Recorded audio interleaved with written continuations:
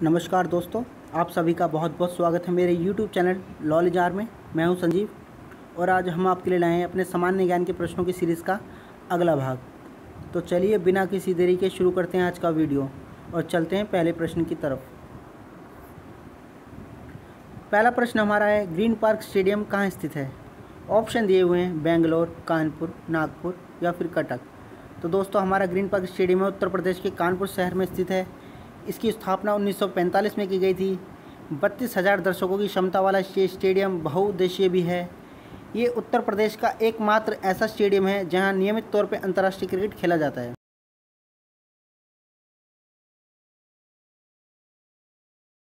जनवरी 1952 में भारत बनाम इंग्लैंड के बीच खेला गया और अंतिम टेस्ट मैच यहाँ पे सितंबर 2016 में भारत बनाम न्यूजीलैंड के बीच खेला गया। ठीक है, तो दोस्तों अगले प्रश्न की तरफ चलते हैं। प्रश्न नंबर 2 हमारा है दोस्तों, भारत में ग्रैंड ट्रंक रोड बनवाई थी।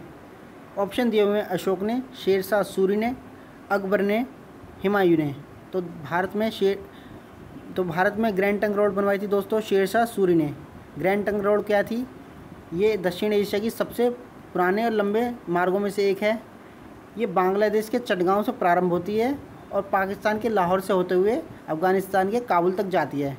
ये रोड मौर्य साम्राज्य के दौरान भी अस्तित्व में थी, लेकिन आधुनिक सड़क का निर्माण शेरशाह सूरी ने 1833 से लेकर 1860 के बीच कराया। ठीक है, अगले प्रश्न की तरफ हम चलेंगे दोस्तों। प्रश्न नंबर 3 की तरफ, कांग्रेस ने किस वर्ष किसी प्रकार के बाह्य हस्तक्षेप के बिना भारतीय जनता द्वारा संविधान के निर्माण की मांग को लेकर प्रस्ताव पारित किया था? ऑप्शन इसमें दिए हुए हैं 1928, 1931, 1936, 1942। तो दोस्तों ये प्रस्ताव पारित किया गया था 1936 में, जिसमें ये व्यवस्था की गई थी कि भारतीय संविधान भारतीय नागरिकों द्वारा ही बनाया जाएगा। इसमें किसी भारी व्यक्ति या किसी भारी शक्ति का हस्तक्षेप नहीं होगा। ठीक है, अगले प्रश्न की तरफ हम चलेंगे दोस्तों। अगला प्रश्न हमसे पूछ रहा है, भारतीय संविधान सभा की प्रारूप समिति के अध्यक्ष कौन थे?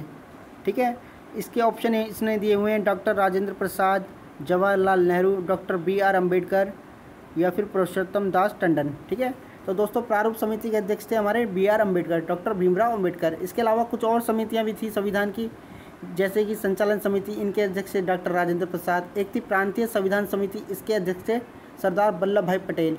एक समिति थी संघ संविधान समिति, इसके अध्यक्ष थे पंडित जवाहरलाल नेहरू। एक समिति और थी संघ शक्ति समिति, इसके अध्यक्ष भी पंडित जवाहरलाल नेहरू जी ही थे। ठीक है, अगले प्रश्न की तरफ हम चलेंगे दोस्तों। प्रश्न नंबर 5 हमारा है, प्रथम गैर कांग्रेसी प्रधानमंत्री बने। ऑप्शन इसमें दिए हुए हैं चंद्रशेखर, चौधरी चरण सिंह, IK गुजराल या मोरारजी देसाई। तो दोस्तों पहले गैर कांग्रेसी प्रधानमंत्री बने हमारे मोरारजी देसाई और देश के चौथे प्रधानमंत्री भी बने। मोरारजी देसाई जनता दल से थे। ये भारत के सर्वोच्च सम्मान भारत रत्न से सम्मानित थे और पाकिस्तान के सर्वोच्च सम्मान निशान पाकिस्तान से भी सम्मानित थे। 24 मार्च 1977 से लेकर 28 जुलाई 1979 तक देश के प्रधानमंत्री पद पर रहे। ठीक है, अगले प्रश्न की तरफ हम चलेंगे दोस्तों। छठा प्रश्न हमसे पूछ रहा है, भारतीय संविधान के किस अनुच्छेद में निर्वाचन आयोग के लिए प्रावधान है? अनुच्छेद 320, अनुच्छेद 324, अनुच्छेद 322। इसका आंसर है अनुच्छेद 324। ठीक है, भारतीय संविधान के अनुच्छेद 324 के अनुसार संसद और प्रत्येक राज्य विधानमंडल के लिए किए जाने वाले सभी निर्वाचन तथा राष्ट्रपति और उपराष्ट्रपति के निर्वाचक नामावली तैयार करने के लिए निर्वाचन प्रक्रिया के संचालन के लिए एक निर्वाचन आयोग का गठन होगा। इस अनुच्छेद में ये व्यवस्था की गई। ठीक है, अनुच्छेद 324। तो इसका आंसर हो गया B। ठीक है, अगले प्रश्न की तरफ चलेंगे। ज्ञानपीठ पुरस्कार किस क्षेत्र वालों को दिया जाता है? ऑप्शन दिए हुए हैं साहित्य, इतिहास, नाटक या नृत्य। तो दोस्तों इसका आंसर है ज्ञानपीठ पुरस्कार साहित्य के क्षेत्र में दिया जाता है। ये साहित्य के क्षेत्र में दिए जाने वाले पुरस्कारों में से सबसे बड़ा पुरस्कार है। इसमें सम्मान राशि 11 से 13 लाख दी जाती है। इसकी स्थापना 1961 में की गई। पहला पुरस्कार 1965 में दिया गया। अंतिम पुरस्कार 2019 में दिया गया है। अब तक 59 लोगों को ये पुरस्कार दिया जा चुका है। ठीक है, अगले प्रश्न की तरफ हम चलेंगे दोस्तों। अगला प्रश्न है हमारा, संविधान के निर्माण में कुल कितना खर्चा आया? तो संविधान के निर्माण में दोस्तों कुल खर्चा आया था लगभग 6 करोड़ 40 लाख के आसपास। इसका आंसर हो गया A। ठीक है, और संविधान को बनने में कितना समय लगा? 2 वर्ष 11 महीने 18 दिन। ठीक है, अगले प्रश्न की तरफ हम चलेंगे दोस्तों। अगला प्रश्न है हमारा, प्रतिवर्ष विश्व जनसंख्या दिवस निम्न में से किस दिन मनाया जाता है? ऑप्शन इसमें दिए हुए हैं 8 मार्च, 11 जुलाई, 29 अगस्त या 12 जनवरी।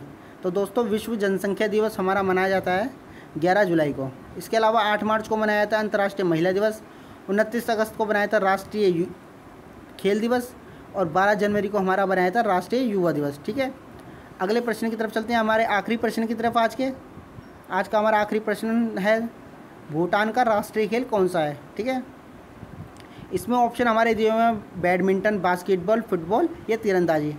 ठीक है, तो दोस्तों भूटान का राष्ट्रीय खेल है तीरंदाजी। तीरंदाजी वहाँ का पारंपरिक और सांस्कृतिक अंग भी है। 1971 में इसे राष्ट्रीय खेल का दर्जा दिया गया और 1984 में इसे ओलंपिक खेलों में शामिल कर लिया गया है। ठीक है दोस्तों, तो आज का हमारा वीडियो दोस्तों यहीं ख़त्म होता है। आज का हमारे वीडियो से आपने कुछ भी नया सीखा हो, कुछ भी समझ आया हो तो हमारे चैनल को ज़रूर सब्सक्राइब करें। Thank you, good luck to all.